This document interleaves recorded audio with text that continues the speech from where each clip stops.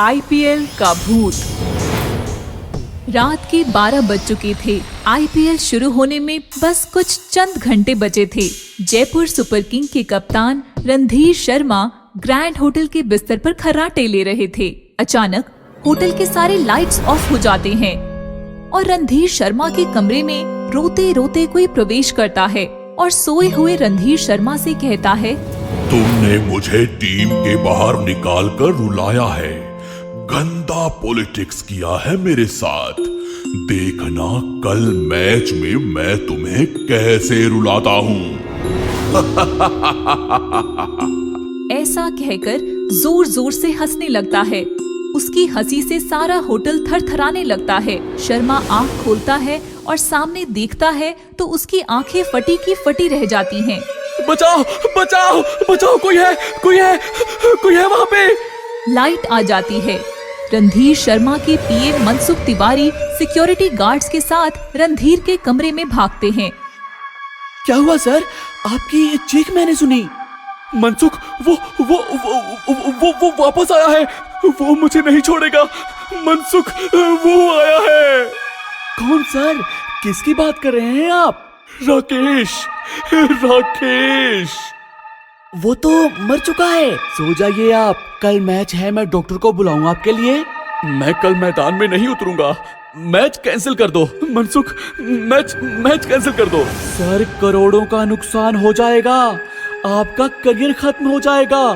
सो जाइए सर आप, don't worry, मैं रुकता हूँ यहाँ, आप आराम से सो जाइए। रणधीर शर्मा सोने का प्रयास तो करता है पर राकेश के ख्याल से उसकी नींद उड़ जाती है। दरअसल राकेश एक बहुत अच्छा प्लेयर था।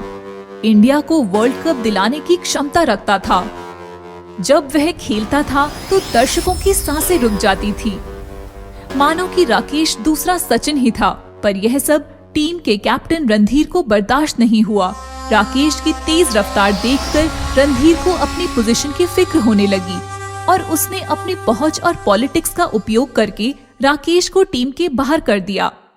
इस तरह राकेश के करियर को कुछ ऐसा ब्रेक लगा कि फ्रस्ट्रेट होकर उसने आत्महत्या कर ली।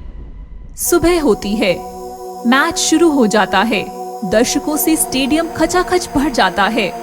पूरा इंडिया टीवी के सामने सांसें रोक कर बैठ जाता है और रणधीर मैदान में उतरता है। तभी रणधीर की नजर ऑपोजिट टीम के एक लड़के पर पड़ती है।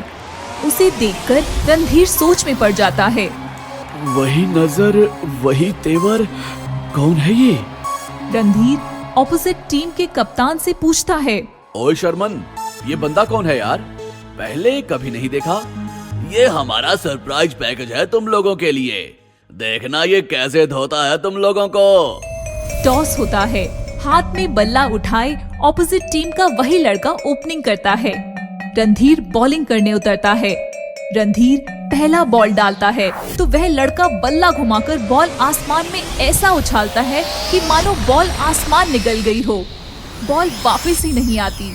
सारे हैरान हो जाते हैं। तभी वह लड़का रणधीर की तरफ देखकर मुस्कुराता है। वही आंखें, वही अंदाज, वही मुस्कुराहट।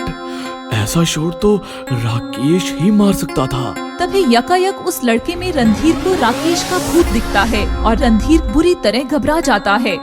ये मैच रोक दो, वो मुझे मार देगा। मैं नहीं खेलूंगा। अरे ये क्या, कैप्टन रणधीर अचानक से ऐसे क्यों बर्ताव करने लगे हैं? रोक दो, ये मैच रोक दो, ये मैच रोक दो। रणधीर की हालत देखकर टीम के मालिक रणधीर के पास आते हैं। क्या हुआ? क्या पागलपन है? सर राकेश वापस आया है, वो मुझे मार देगा।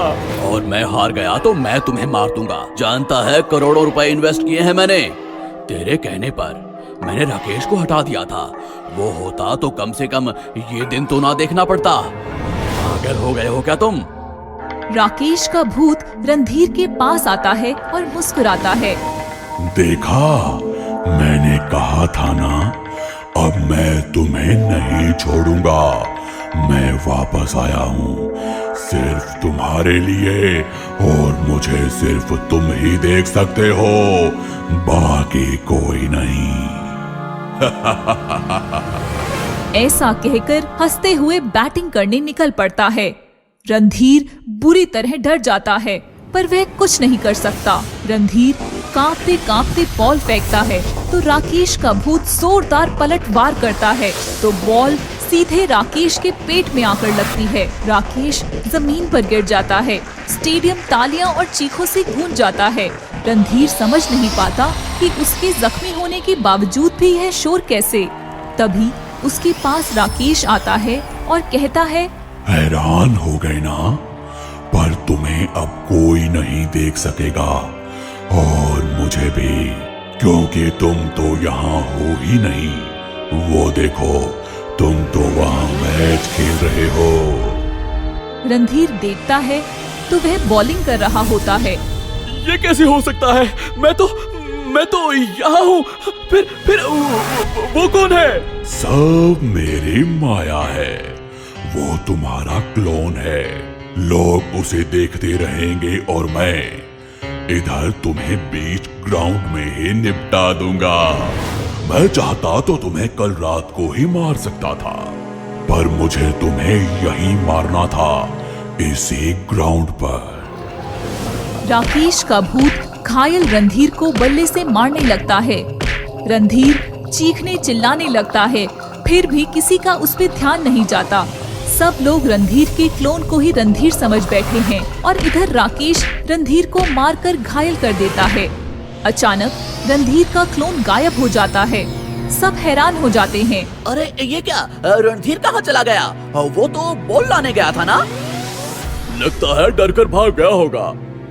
लगता है रणधीर शर्मा हार के डर से मैदान छोड़कर भाग गए हैं और उन्होंने जीत अपोजिट टीम की झोली में डाल दी है। रणधीर के फैंस चिल्लाने लगते हैं, रणधीर शर्मा भगोड़ा है, रणधीर शर्मा हाय हाय। यह सुनकर घायल रणधीर दम तोड़ देता है। इस प्रकार राकेश का भूत रणधीर से अपना बदला ले लेता है।